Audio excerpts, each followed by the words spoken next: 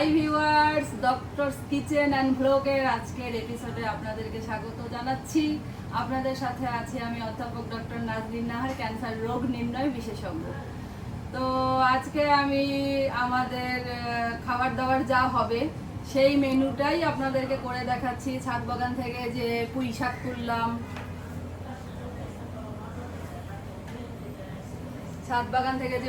তুললাম, তারপরে যে ঢেঁড়স তুললাম, সেগুলো দিয়ে রেসিপি করব। সাথে আবার করলা কিনে এনেছি একদমই কচি। তো করলা ভাজিটা আমি আজকে একটু ডিফারেন্ট ওয়েতে করব। অনেকভাবে করলা ভাজি করা যায়, আপনাদেরকে একটু কেটে দেখাচ্ছি যে এইভাবে করে আমি কাটবো।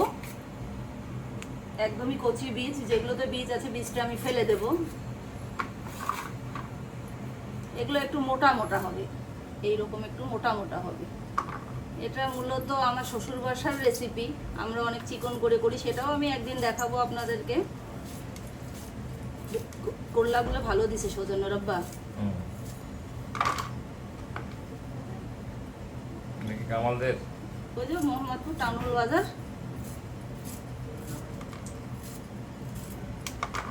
আমি আপনাদেরকে একটু কেটে দেখাচ্ছি।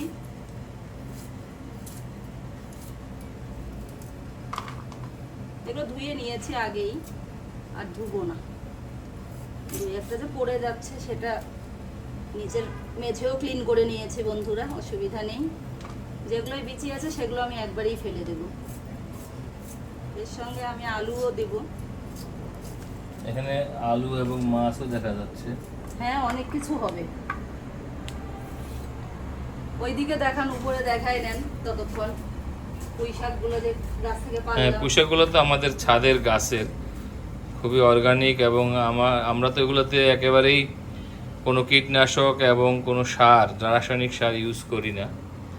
আমাদের গাছের, ছাদের গাছের ঢেঁড়স দেখা যাচ্ছে। এখানে আমরা দেখতে পাচ্ছি যে এইদিকে চিংড়ি, মশলা, অনেক কিছুই দেখা যাচ্ছে। এইদিকে দেখান একটু। আলুগুলো কিভাবে কাটছে, আলুটাও ওইভাবেই করলা যেভাবে সাইজ করলাম ওভাবেই এরকম একটু হালকা মোটা করে কিউব হবে না, হালকা মোটা ওই করলার সাইজই হবে। আমার ননদ এই করলা ভাজি খুব পছন্দ করে। ও আসলে পরে তোমার আবার করতে হবে এটা। এটা তো করবোই, কিন্তু সে এটা এইভাবেই করে আর কি। এটা মূলত ওর কাছেই দেখেছি। তো আমি ওইদিকে একটু আপনাদেরকে দেখাচ্ছি করলাটা আমি কাটবো। এইদিকে আমি কি করেছি, এইদিকে দেখান। এইদিকে হচ্ছে আমি পানি একটু গরম করে রেখেছি। ঢেঁড়সটা যদিও খুবই কচি, তারপরেও আমি একটু ঢেঁড়সটা হালকা ভাপে দিয়ে নিব।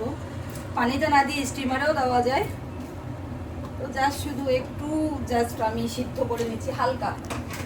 এমনিতেও এটা হয়ে যেত, কিন্তু তারপরেও আমি হালকা একটু সিদ্ধ করে নিচ্ছি।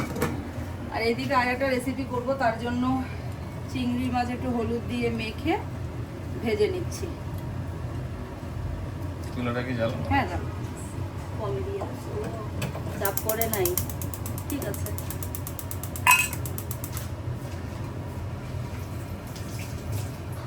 আমি তো একটা ভুল করে ফেলছি সৌজন্য রব্বা। ওই যে ফ্রিজ ট্যুরে যে ছোট পিসিং বয়টা ছিল কিউট, আমি তো ওকে কিউট দেখে কিউপিড ভেবেছি। তো আপনি তো বললেন অন্য কিছু, একটু বলে দেন।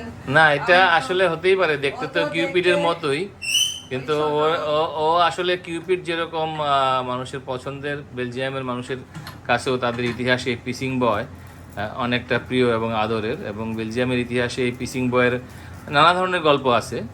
পিসিং বয় মূলত বেলজিয়ামের একটা ন্যাশনাল, বলা যায় যে অনেকটা ন্যাশনাল সাইন হিসেবে ইউজ হয় সব জায়গায়। এর স্ট্যাচু বা এর সিম্বলটা দেখা যায় সুভেনিরে।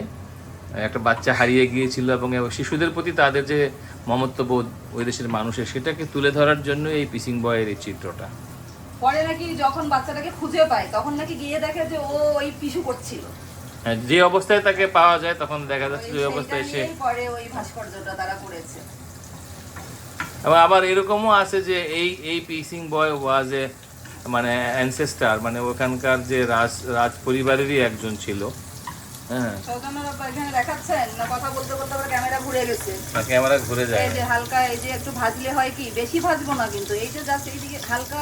আমি কিন্তু আবার দেখুন এই যে পিঠটা ফেরে যে যেটাকে সবাই বলে যে একটা কালো একটা শিরার মতন থাকে, আসলে ওটা ওদের ডাইজেস্টিভ সিস্টেমের ট্র্যাক্ট, ওটা দিয়েই খাদ্য তাদের পাস করে, তো ওটা ফেলে দিতে হয়, তো ওটা ফেলে দিয়েছি আগেই। এটা হয়ে গিয়েছে আমার বন্ধুরা, এটা আমি তুলে রাখি। আমি গরম কোনো কিছু কিন্তু আমি প্লাস্টিকের কিছুতে তুলি না, ফুড গ্রেডের কোনো কিছুতেও না। সবসময় কাজ বা স্কিল, গরম কোনো কিছু যদি তুলতে চাই হয় কাজ, না হয় স্কিল। তো করলাম, আর একটু আমি এখানে কাজ এগিয়ে রাখি, একসঙ্গে 10 হাতে কাজ করব ইনশাআল্লাহ, আপনাদের সাথে আছি। এদিকে দেখান, কালারটা দেখান খালি ঢেঁড়সের।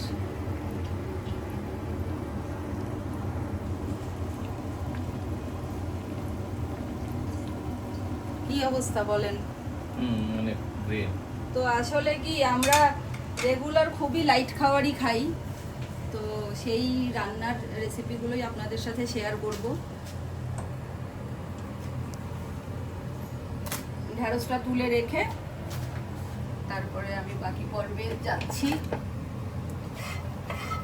আরো একটা ভুল হয়েছে, মানে আমরা তো আসলে ভিডিও কোনো আনকাট ভিডিও আসলে কিন্তু আমরা দেই, মানে কোনো ধরনের এখানে কাটাকাটি ছেঁড়াছেড়ি কোনো কিছু হাইড করার কিছু থাকে না।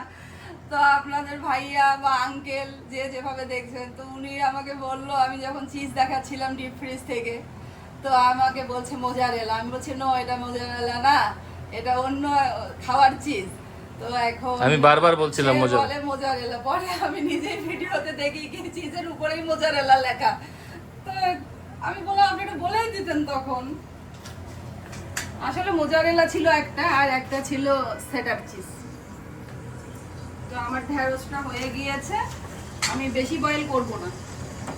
এই যে এটা কিন্তু ঠান্ডা পানি, সৌজন্যের আপা, এই পানিটা ঠান্ডা পানি। এটা হচ্ছে আমি ঠান্ডা মানে একেবারেই ঠান্ডা আইস কুল। হ্যাঁ, এটা হচ্ছে কি ঠান্ডা পানিতে যদি আমি সবজিটা দেই, তাহলে এখানে যে কুকিং প্রসেসটা চলছে সেই কুকিং প্রসেসটা স্টপ হয়ে যাবে। আর যদি এটা আমি এমনিতেই রেখে দেই, তাহলে কিন্তু এই যে হিটটা যে আছে, এই হিটটা কিন্তু ভেতরে থেকে যাবে এবং সেটা থেকেও কুকিংটা চলতে থাকবে।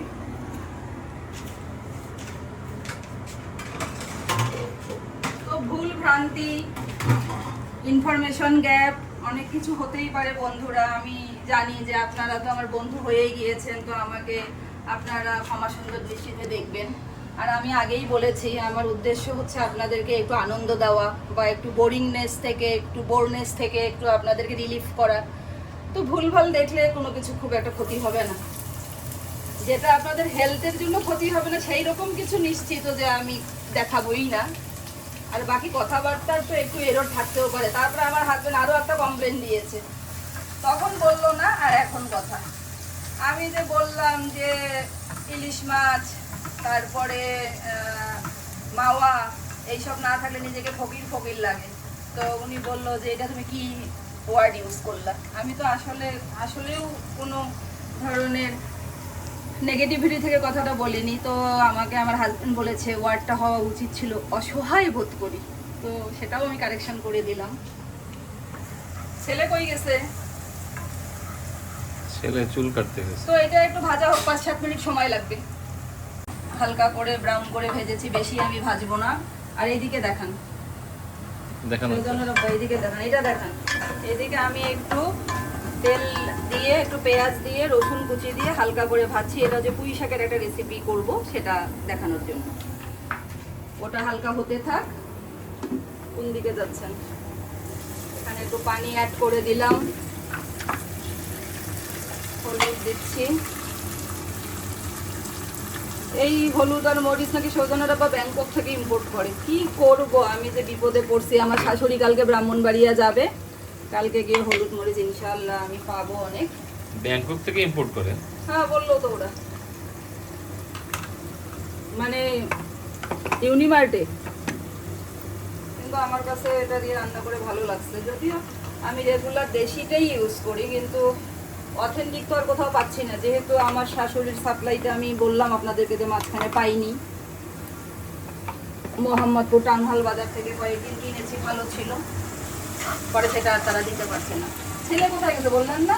ছেলে তো সে গিয়েছে তার একটু খালি এখানে জিরা বাটা দিচ্ছি, হলুদ। চুল কাটাতে গিয়েছে সে, চুল কাটাতে চুল কাটাতে তার তার যে কি বলে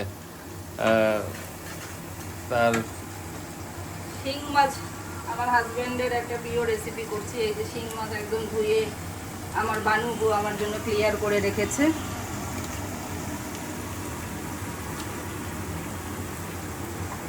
এখন হাই হিটে দিয়ে দেই একটু বন্ধুরা। এখানে শুধু জিরা বাটা, হলুদ, মরিচ, লবণ, আর কিছু না। আর একটু মরিচ হালকা, লাইট রান্না হবে। তো এর মধ্যে আর একটু পানি দিব। পানি এখানে স্পুন রেসটা এইদিকে সৌজন্য রব্বা আজান দিচ্ছে। একটু সামান্য পানি দিলাম, এতেই সিদ্ধ হয়ে যাবে। ঢাকনাটা দিয়ে দিচ্ছি।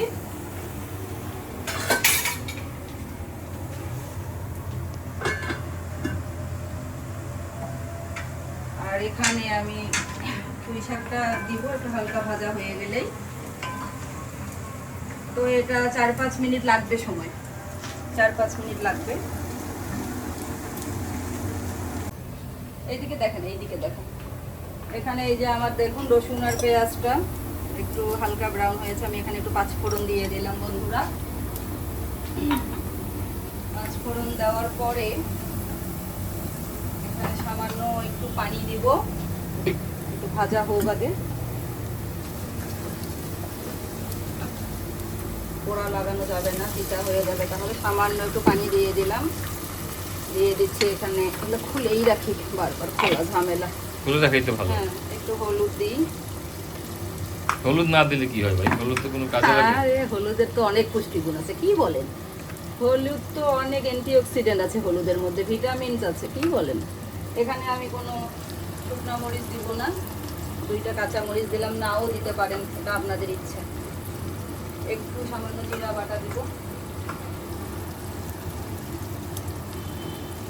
এরপরে আমি এখানে আমার পুঁই শাকগুলো দিয়ে দিচ্ছি।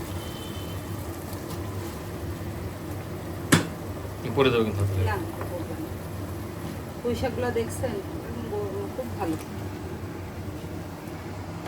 এই যে আমার এই বক্সটা দেখেন কত সুন্দর রেক্ট্যাঙ্গুলার।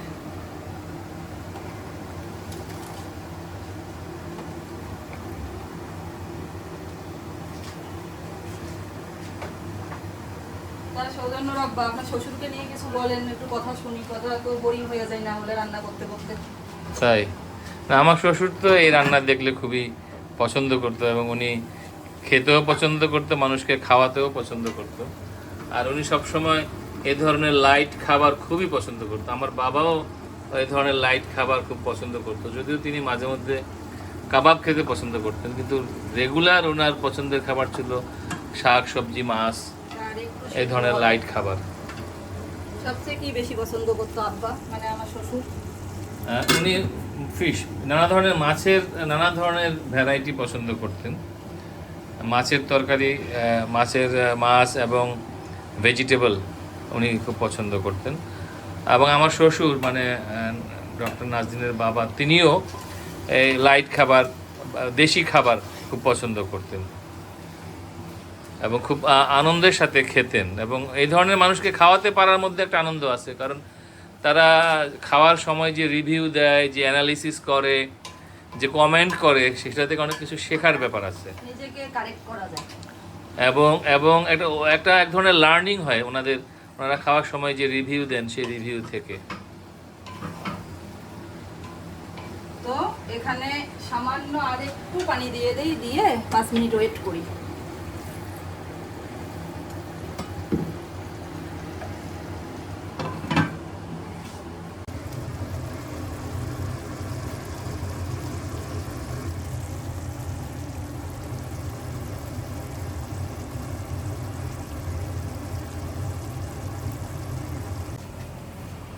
শুরু হয়ে গেল। হ্যাঁ হ্যাঁ, মাছগুলো তো মোটামুটি সিদ্ধ হয়েই গিয়েছে। এখন আমি এখানে ঢেঁড়সগুলো দিয়ে দেব।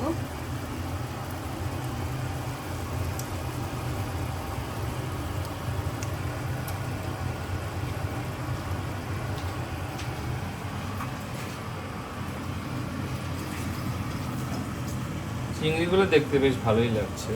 হ্যাঁ, দেখলাম যে দেশি চিংড়ি ছোটটা। পদ্মার চিংড়ি নাকি? ডিমাই জানা হালকা গরম পানি দিয়ে দিই এইটা আমার একটা পছন্দের তরকারি, এই ঢেঁড়স এবং শিং মাছের ঝোল। যে কোনো কিছুরই ঝোল আপনার পছন্দ, ভাজা করলে মন খারাপ। না, ভাজা করলে সবসময় মন খারাপ না, আই লাইক হ্যাঁ। না, মাছ ভুনের কথা বলতেছি না, সবজিটা বেশি ঝোল খেতে বেশি পছন্দ করেন। ভাজা তো করি, মাঝে মধ্যে তো করি। সবজি ড্রাই সবজি ভালো লাগে এখানে আর না, ভাজা তো মাঝে মধ্যে একটা রুচিবর্ধক না, বলেন। এটা একটু সিদ্ধ হতে থাক, এই হেঁটে রেখে দিলাম, কমপ্লিট এটা মোটামুটি। এদিকে দেখুন আমি এখন কি করব। এখানে যে পুঁই শাকটা মোটামুটি কুক হয়ে গিয়েছে, এখানে আমি এখন কোথায় থেকে কোথায় যাচ্ছে লোকটা, একটু ডাল সিদ্ধ করে রেখেছিলাম, ডালটা দিয়ে দিলাম, রসুন আর হালকা হলুদ লবণ দিয়ে ডালটা আমি এখানে সিদ্ধ করেছিলাম।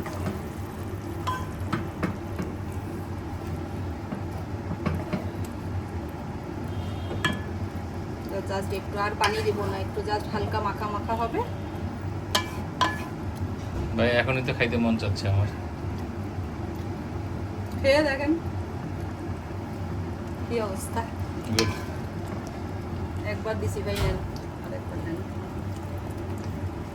তো আসলে আমি তো দেখা যায় যে লাঠি থেকে নিয়ে আঙ্গুল দিয়ে দেখছি, এটা তো ট্রেডিশনাল না, আমি এটা চেঞ্জ করতে চাই না, চাইলেই চামচ দিয়ে দেখা যায়। বাট আমার কাছে মনে হয় যে থাক, কিছু ট্রেডিশনাল জিনিস টিকে। এখন দেখেন এই যে এইটা দিয়ে দিলাম, বুঝতে পারছেন কি রেসিপিটা করলাম? নাও ইট ইজ ক্লিয়ার। এটা কমপ্লিট হয়ে গেছে, একেবারেই কমপ্লিট। এখন আমি এখানে সামান্য একটু ধনেপাতা দেওয়ার চেষ্টা করি। ধনেপাতা কেটে রাখি নাই, হাত দিয়ে ছিঁড়ে ছিঁড়ে দেবো, গাইয়া ভাবে। মাঝে মধ্যে গাইয়া জিনিসগুলোই ভালো। গ্রাম তো আসলে প্রাণের বন্ধন আমাদের, তাই না? গ্রাম, আমাদের মা, দাদি, নানি, তাদের যে চিরাচরিত রান্না, এই ট্রেডিশনটাকে আমাদের ঠিক রাখতে হবে। সবই থাকবে, কিন্তু ওটা যেন আমরা আমাদের শেকড়ের সন্ধানটা আমরা যেন কখনো মিস না করি, ভুলে না যাই। এটা হয়ে গেছে সৌজন্যর আপা, হয়ে হ্যাঁ গিয়েছে। এটা নামাই আমি। তো এইভাবে আমি করলা আর আলুগুলো কেটেছি। এটা করব কি, খুবই লাইট, এটা একটা খাওয়ার এবং খুবই ইজি। একটু তেল দিতে হবে প্যানে, কোনো গরম করা করে বিষয় নেই, জাস্ট এটা ঢেলে দিব। বীজ যারা পছন্দ করেন বীজ রাখবেন, যারা বীজটা আমার ধারণা ডিস্টার্বিং। এখানে একটু সবার শেষে এই রান্নাটা আমার হয়ে গিয়েছে, একটু জাস্ট ধনে গুঁড়া ছিটিয়ে আর একটু এটা দিয়ে দিয়ে একটু ধনে পাতা,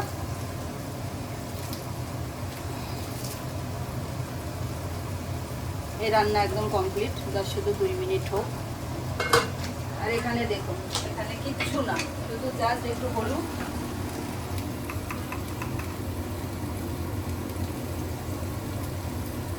আর একটু লবণ, হয়ে গেল। লবণটা আমি পরে আবার টেস্ট করবো, 1 চা চামচ পরিমাণ লাগবে, হয়তো বা তার কমও লাগতে পারে। একটু দেখি সৌজন্য রাখবা। এখানে এই যে রসুন কুচি করে রেখেছি, দেশি রসুন, সেটা দিয়ে দিলাম। পেঁয়াজ অপশনাল, আপনারা পেঁয়াজ চাইলে দিতেও পারেন, নাও দিতে পারেন। একটু ভালো ব্রাউন ব্রাউন হবে, ক্রিস্পি হবে, ভালোই লাগবে এখন। আর এখন কিছুই করবো না, একটু লোয়ের চেয়ে একটু আঁচটা বাড়িয়ে, একেবারে লো না, এইভাবেই আমি ঢাকনা দিয়ে রেখে দেবো। একটু পরে এসে নেড়ে দেখাচ্ছি। আর এটা হয়ে গিয়েছে, এটা বন্ধ করে দিচ্ছি। তো বন্ধুরা, করলা ভাজিটা মিডিয়াম আছে রেখে, লো টু মিডিয়াম আছে অনেকক্ষণ রেখেছি, রেখে এখন হাই হিট করে দিলাম।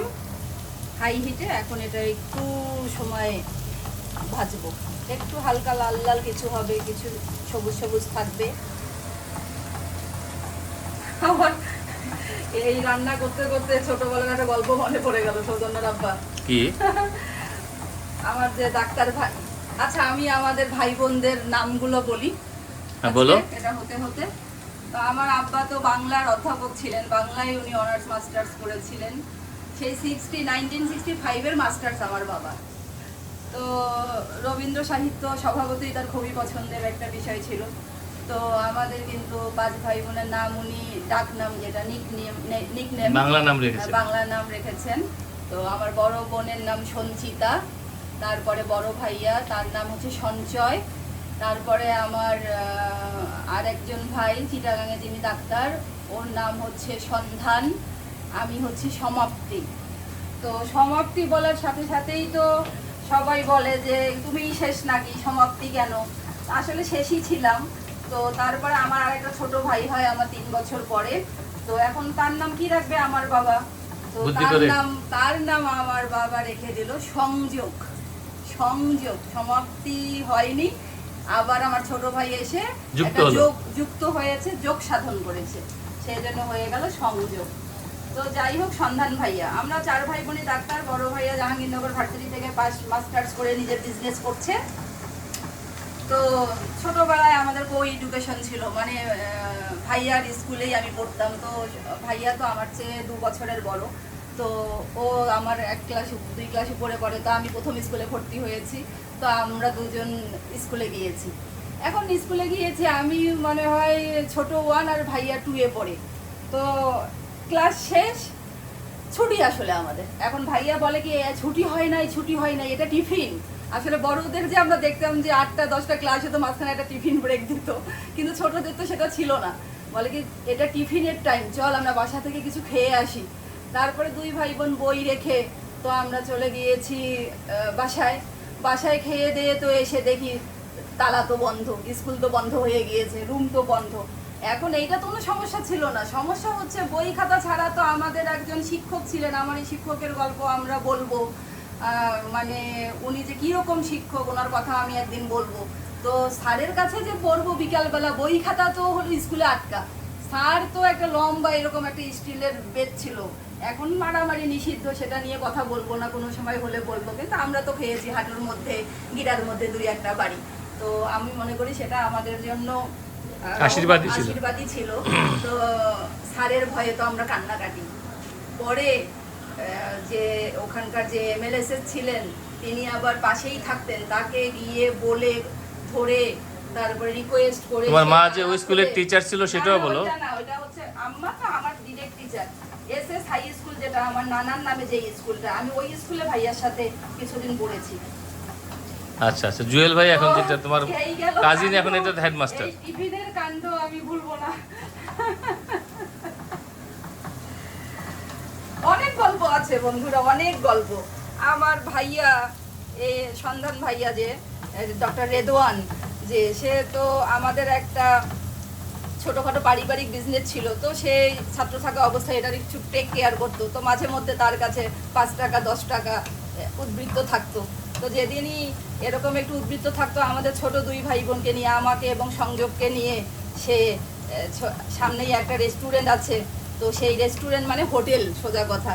তো সেই হোটেলে নিয়ে যেত, নিয়ে গিয়ে কি পরাটা এবং রসগোল্লা, এটা ছিল অমৃতের মতো, যে কবে ভাইয়া আবার খাওয়াবে।